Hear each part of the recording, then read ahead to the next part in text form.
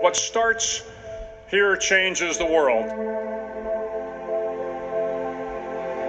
I have a few suggestions that may help you on your way to a better world.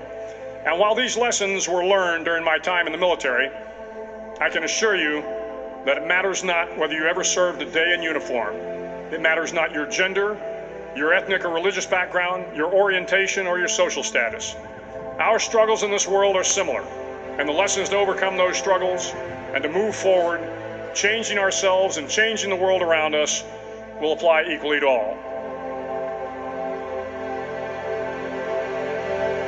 So here are the 10 lessons I learned from basic SEAL training that hopefully will be of value to you as you move forward in life.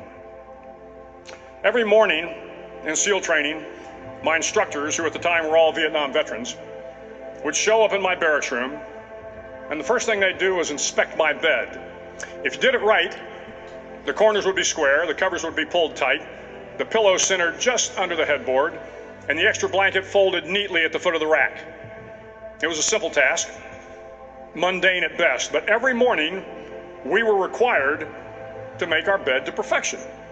It seemed a little ridiculous at the time, particularly in light of the fact that we were aspiring to be real warriors, tough, battle-hardened SEALs. But the wisdom of this simple act has been proven to me many times over. If you make your bed every morning, you will have accomplished the first task of the day. It will give you a small sense of pride, and it will encourage you to do another task, and another, and another. And by the end of the day, that one task completed will have turned into many tasks completed. Making your bed will also reinforce the fact that the little things in life matter. If you can't do the little things right, you'll never be able to do the big things right. And if by chance you have a miserable day, you will come home to a bed that is made, that you made. And a made bed gives you encouragement that tomorrow will be better. So if you want to change the world, start off by making your bed.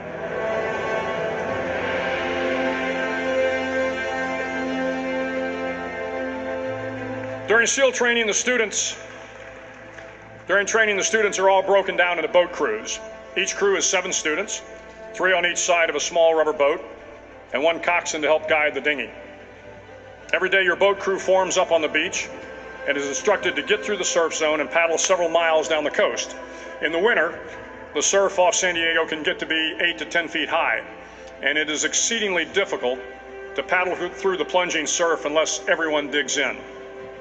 Every paddle must be synchronized to the stroke count of the coxswain. Everyone must exert equal effort, or the boat will turn against the wave and be unceremoniously dumped back on the beach. For the boat to make it to its destination, everyone must paddle. You can't change the world alone. You will need some help. And to truly get from your starting point to your destination takes friends, colleagues, the goodwill of strangers, and a strong coxswain to guide you. If you want to change the world, find someone to help you paddle. Over a few weeks of difficult training, my SEAL class, which started with 150 men, was down to just 42. There were now 6 boat crews of 7 men each. I was in the boat with the tall guys, but the best boat crew we had was made up of the little guys, the Munchkin crew we called them. No one was over 5'5". The Munchkin boat crew had 1 American Indian, 1 African American, 1 Polish American, 1 Greek American, 1 Italian American, and 2 tough kids from the Midwest. They out-paddled, outran, and outswam all the other boat crews. The big men in the other boat crews would always make good-natured fun of the tiny little flippers the Munchkins put on their tiny little feet prior to every swim.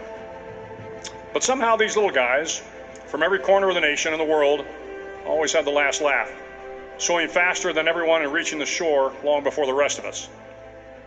SEAL training was a great equalizer. Nothing mattered but your will to succeed, not your color, not your ethnic background, not your education, not your social status. If you want to change the world, measure a person by the size of their heart, not by the size of their flippers. Several times a week, the instructors would line up the class and do a uniform inspection. It was exceptionally thorough. Your hat had to be perfectly starched, your uniform immaculately pressed, your belt buckle shiny and void of any smudges. But it seemed that no matter how much effort you put into starching your hat or pressing your uniform or polishing your belt buckle, it just wasn't good enough. The instructors would find something wrong. For failing uniform inspection, the student had to run, fully clothed, into the surf zone, then wet from head to toe, roll around on the beach until every part of your body was covered with sand. The effect was known as a sugar cookie. You stayed in the uniform the rest of the day, cold, wet, and sandy. There were many a student who just couldn't accept the fact that all their efforts were in vain, that no matter how hard they tried to get the uniform right, it went unappreciated. Those students didn't make it through training. Those students didn't understand the purpose of the drill. You were never going to succeed. You were never going to have a perfect uniform. The instructors weren't going to allow it. Sometimes, no matter how well you prepare or how well you perform, you still end up as a sugar cookie. It's just the way life is sometimes. If you want to change the world, get over being a sugar cookie and keep moving forward. Every day during training, you were challenged with multiple physical events: long runs, long swims, obstacle courses, hours of calisthenics, something designed to test your mettle. Every event had standards, times you had to meet. If you failed to meet those times, those standards, your name was posted on a list, and at the end of the day, those on the list were invited to a circus. A circus was 2 hours of additional calisthenics, designed to wear you down, to break your spirit, to force you to quit. No one wanted a circus. A circus meant that for that day, you didn't measure up. A circus meant more fatigue, and more fatigue meant that the following day would be more difficult and more circuses were likely. But at some time during SEAL training, everyone made the circus list. But an interesting thing happened to those who were constantly on the list. Over time, those students who did 2 hours of extra calisthenics got stronger and stronger. The pain of the circuses built inner strength and physical resiliency. Life is filled with circuses. You will fail. You will likely fail often. It will be painful. It will be discouraging. At times, it will test you to your very core. But if you want to change the world, don't be afraid of the circuses. At least twice a week, the trainees were required to run the obstacle course.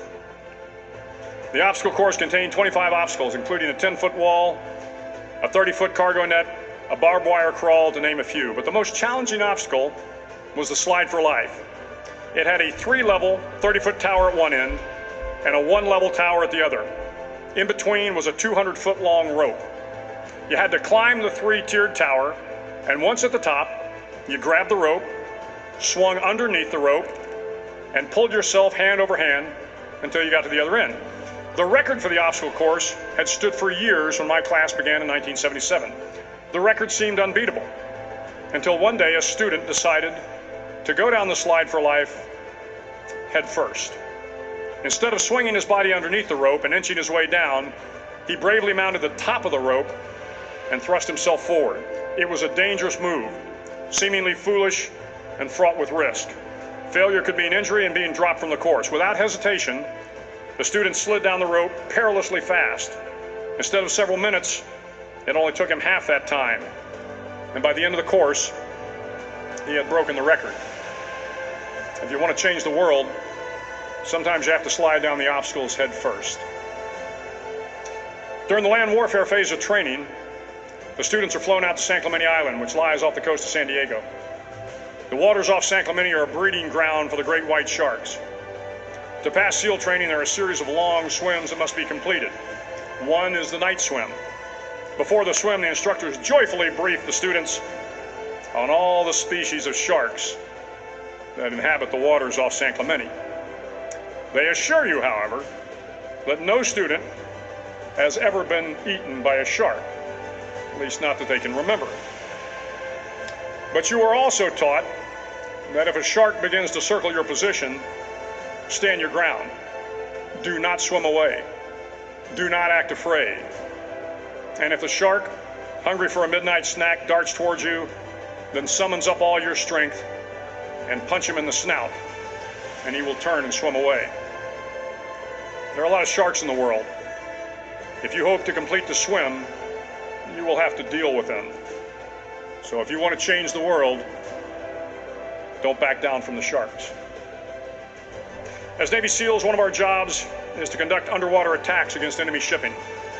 We practice this technique extensively during training. The ship attack mission is where a pair of SEAL divers is dropped off outside an enemy harbor and then swims well over 2 miles underwater, using nothing but a depth gauge and a compass to get to the target. During the entire swim, even well below the surface, there is some light that comes through. It is comforting to know that there is open water above you. But as you approach the ship, which is tied to a pier, the light begins to fade. The steel structure of the ship blocks the moonlight. It blocks the surrounding street lamps. It blocks all ambient light. To be successful in your mission, you have to swim under the ship and find the keel, the center line, and the deepest part of the ship. This is your objective.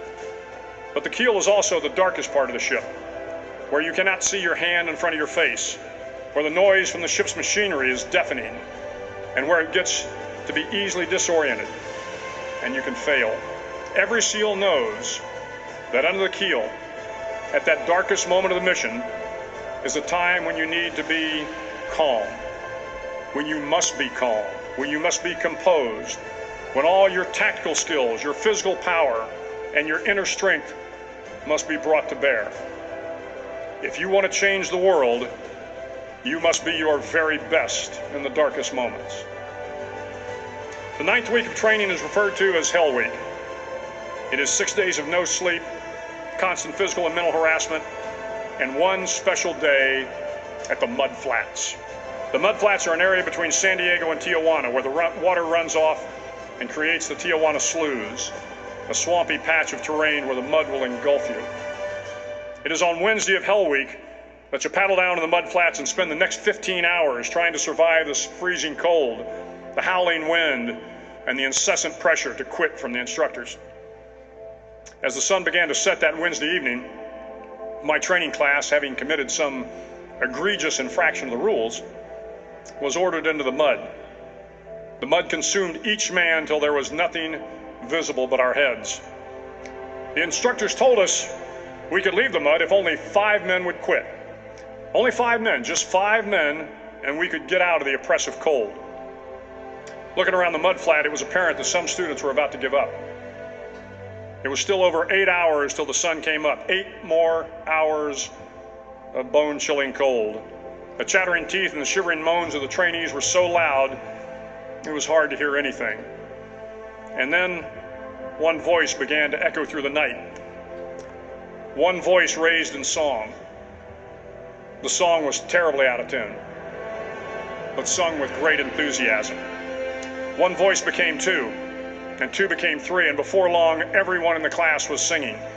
The instructors threatened us with more time in the mud if we kept up the singing, but the singing persisted, and somehow the mud seemed a little warmer, and the wind a little tamer, and the dawn not so far away.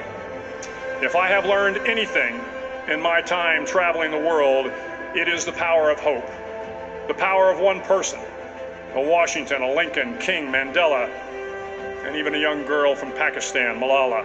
One person can change the world by giving people hope. So if you want to change the world, start singing when you're up to your neck in mud. Finally, in SEAL training, there's a bell. A brass bell that hangs in the center of the compound for all the students to see. All you have to do to quit is ring the bell. Ring the bell, and you no longer have to wake up at 5 o'clock. Ring the bell, and you no longer have to be in the freezing cold swims. Ring the bell, and you no longer have to do the runs, the obstacle course, the PT, and you no longer have to endure the hardships of training. All you have to do is ring the bell to get out. If you want to change the world, don't ever ring the bell. It will not be easy. Start each day with a task completed. Find someone to help you through life. Respect everyone. Know that life is not fair and that you will fail often. But if you take some risks, step up when the times are the toughest, face down the bullies, lift up the downtrodden, and never, ever give up. If you do these things, the next generation and the generations that follow will live in a world far better than the one we have today. And what started here will indeed have changed the world for the better. Thank you very much.